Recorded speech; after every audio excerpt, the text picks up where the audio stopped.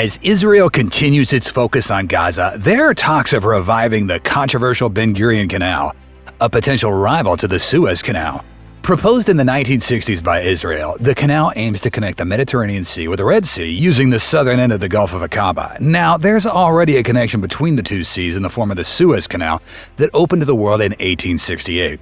For those who don't know, the Suez Canal is an artificial sea level waterway in Egypt that offers vessels a direct route between the North Atlantic and the Northern Indian Oceans, saving 7 to 10 days worth of a sea journey.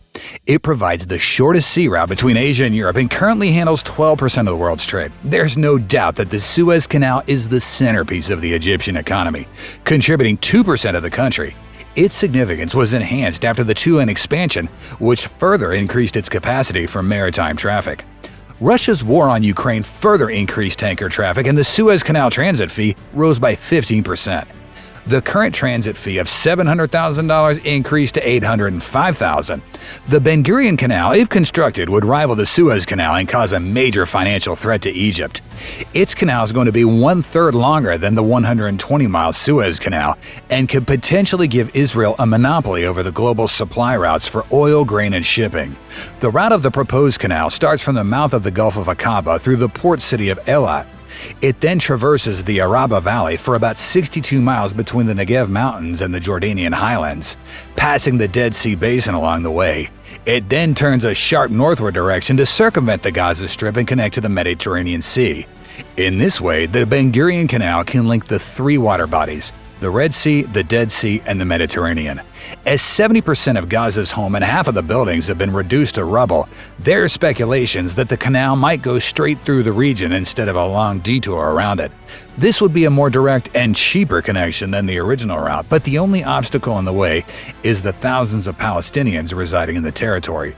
The canal is named after David Ben Gurion, the founding father and the first prime minister of Israel. At 164 feet deep and 650 feet wide, it would be capable of accommodating the world's biggest ships, an advantage over the more limited Suez Canal. Unlike the Suez Canal with its sandy shores, the Israeli rival would have featured rock walls that would reduce maintenance requirements to a minimum. Not to mention that its 181-mile length exceeds Suez by a third. Moreover, the Suez Canal has been blocked multiple times in the past, threatening Israel's maritime trade. Hence, this alternate route would be a blessing in disguise for the country. Around 300,000 workers would be needed to complete the project, and will cost anywhere from $55 to $100 billion.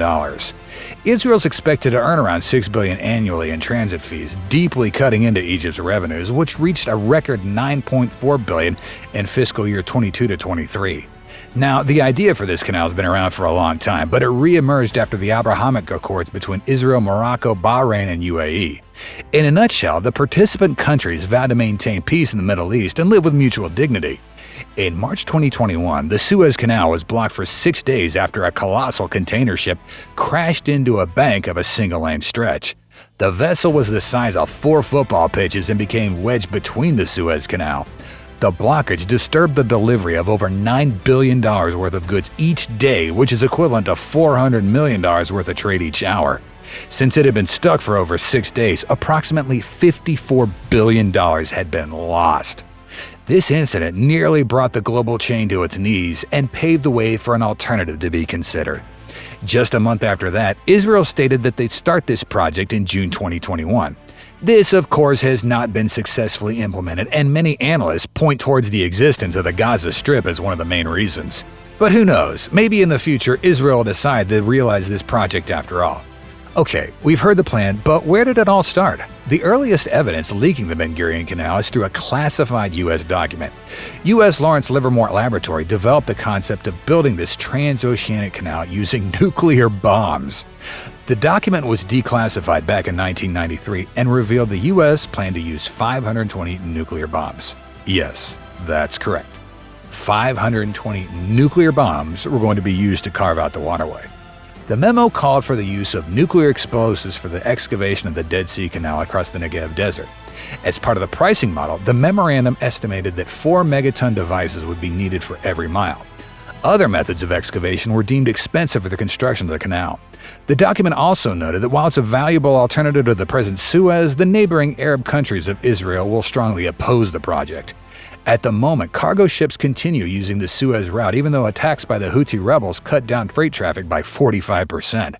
Since the Suez is such an important waterway, its closure can make or break the market. And this isn't the first time the Suez Canal has been closed. In fact, there's a list of events in which this has happened. 1858 saw a French Suez Canal company being formed to build the canal with a 99-year lease.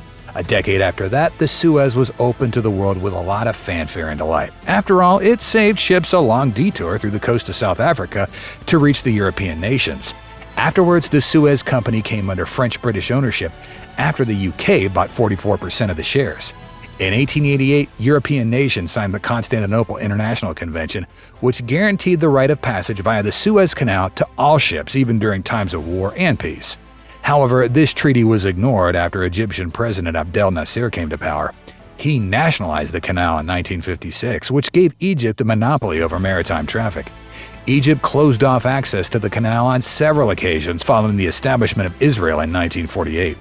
Egypt blocked Israeli vessels from accessing the canal from 1948 till 1950, affecting its ability to trade with the world. With tensions high on both sides and Israel's desire to access the coveted path, a war broke out called the Tripartite Aggression. Britain and France secretly partnered with Israel and staged a military attack on the Suez Canal. In response, Egypt closed the canal to all international shipping the same year, sparking one of the biggest trade disruptions ever in maritime history. Intervention forced by U.S. President Dwight Eisenhower forced him to concede, but the canal was blocked to Israeli traffic for a year. But wait, that's not all.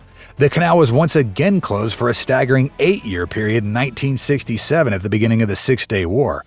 Also known as the Arab-Israeli War, it was fought between Israel and a coalition of Arab states, primarily Egypt, Syria, and Jordan. During this conflict, all the land trade routes were blocked by Arab states, further hampering Israel's ability to trade with East Africa and Asia, and import oil from the Gulf region. This further solidified Israel's resolve to have an independent connection between the Red Sea and the Mediterranean. Not to mention that the Ben Gurion Canal would have the full backing of the U.S. and other Western countries like the United Kingdom, as they have a friendly relationship with Israel. This would ensure that Egypt and other Arab nations no longer use the Suez Canal or the Straits of Tiran as leverage against its estranged neighbor. However, times have changed, and many Arab countries have normalized their relations with Israel. This includes the UAE at the forefront, followed by Saudi Arabia, Morocco, Bahrain, and Sudan. As evidence of this is the announcement of the India-Middle East Corridor. In September 2023, the leaders of Saudi Arabia, UAE, India, and the USA met in the Indian capital of New Delhi for the G20 summit. Under the proposed corridor, a transportation link will be established from India to Europe across the Arabian Peninsula via Dubai and the UAE to the Israel port of Haifa. It will supplement existing road and maritime transport routes, aiming to increase connectivity and economic integration between Asia and Europe via energy structure, railways, high-speed cables, and shipping lanes. The participating countries constitute 40% of the world's population and roughly half the global economy. This corridor will rely on the UAE and Saudi Arabia's seaports, roads, and logistics hubs, serving to strengthen these Gulf Arab states' importance as critical nodes in global trade routes. With this backdrop, the Ben Gurion Canal is not a far stretch and can be seen as a possibility in the future. Do you think Israel will build it? Share your thoughts in the comments. We put a lot of thought and effort into each video. By liking, subscribing, and sharing, you show your support to visionary builds. We are committed to releasing you 2 videos to watch each week, and your support means a lot. Thanks for watching.